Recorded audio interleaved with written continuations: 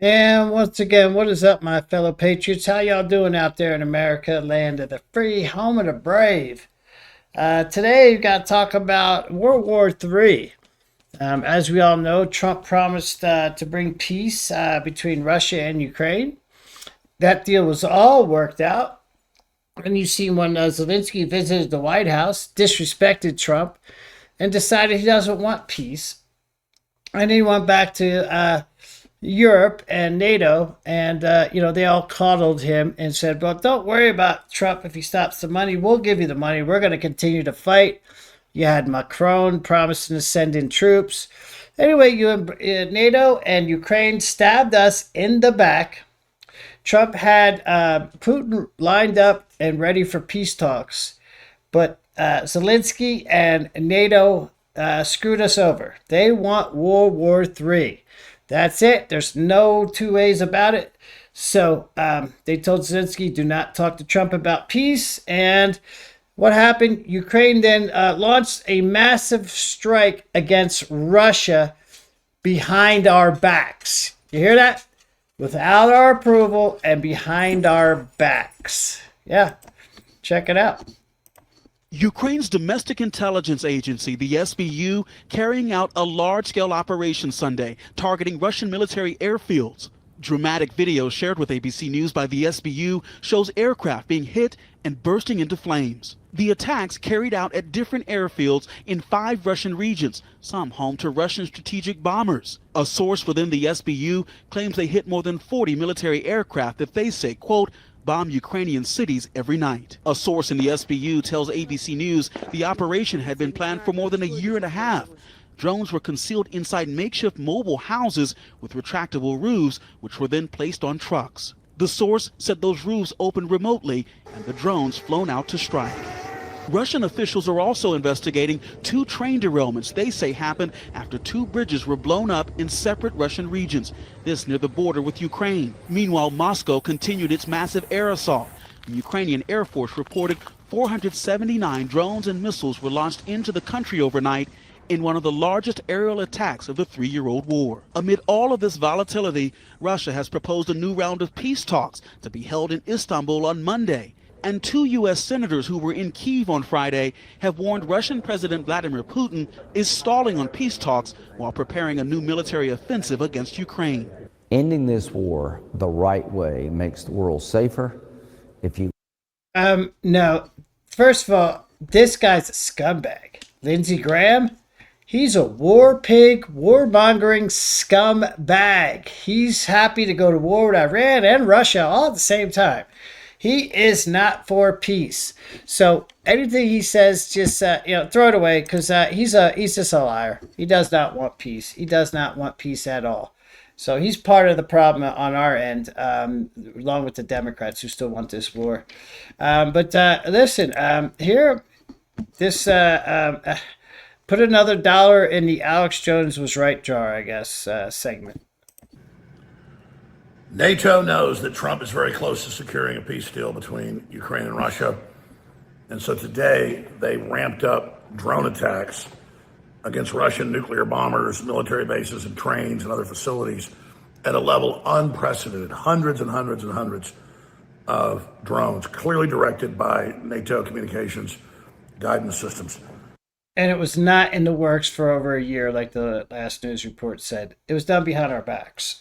This, ladies and gentlemen, is the most dangerous point yet we've been at in this war.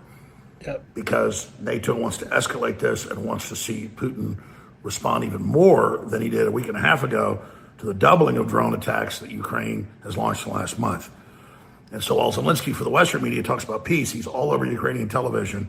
Go to the Drudge Report, you can see the articles bragging about these unprecedented attacks. And this is the globalists want to continue to have control over the world narrative and to derail Trump's peace initiative, where we're winning via economics, we're winning via soft power. America's coming back from the dead, and the globalists are trying to stand in the way of this right now. So pray for peace, get the truth out.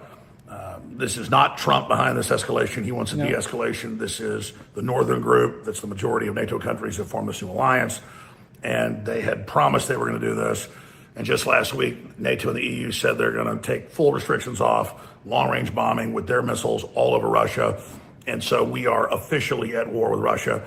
Even Kellogg, the head U.S. envoy to Ukraine, General Kellogg, said we are at war with Russia. That's why this needs to. See, isn't that great? We are now at war with Russia officially. Wow. Scumbags, scumbags, scumbags. I guess who else likes it? Guess who put this up as their bio? Wow. Oh, this shithead. Oh, Mike Pence also wants war with Russia. And of course, the freaking idiots over here. And inspiring to spend time with Volodymyr Zelensky, my seventh trip to Ukraine, most of them with Senator Graham. Seventh trip but with Senator I've met with Graham. him on numerous other occasions. And sadly, one of my main takeaways was that peace, even a ceasefire, are nowhere in sight. Obviously. See, we just heard Putin say he wants to do peace talks again, but see, these shitheads, they won't do it. Putin is launching, even as we speak, a major offensive. I wonder mobilizing why. Forces in the east, Donetsk and Luhansk and other territories.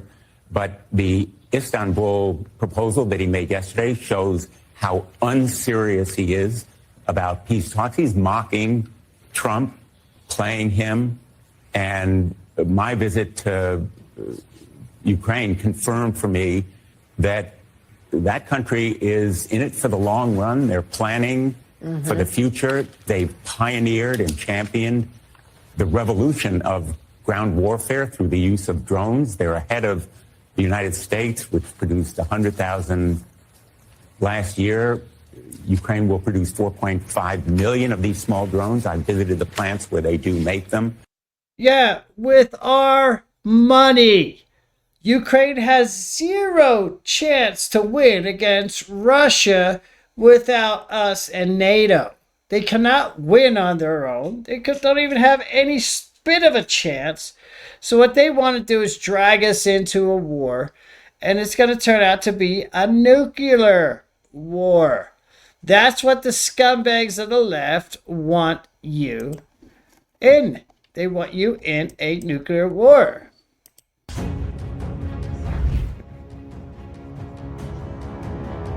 What'd you expect them to do? Not retaliate? I mean...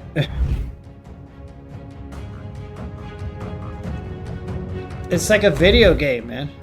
It's like playing a video game, but actual people die. It's dumb. It's stupid. I got no beef with young Russians. I got no beef with young Ukrainians. I just want to stay out of it. Just leave us out. We don't want it to be... I don't want to have anything to do with this war. It's not good, folks. It's not good. They're going to keep it going as long as they possibly can because they know that they've lost power. The globalists have lost power. NATO has lost power. Ukraine certainly has lost power. And so they're just trying to drag this on for as long as that they can. They would prefer nuclear war and then whoever survives to rule over the ashes than to let peace ride and let Trump do his thing and let America and the world thrive. It's insanity. Anyway, tell me what y'all think down in the comments below. Should this war continue? Should we continue to pay for this war? Do you care that hundreds of thousands of dead young men and women are being killed by the thousands every week, and they're dying? They're in the millions by now. Over what? For what? Tell me, for what?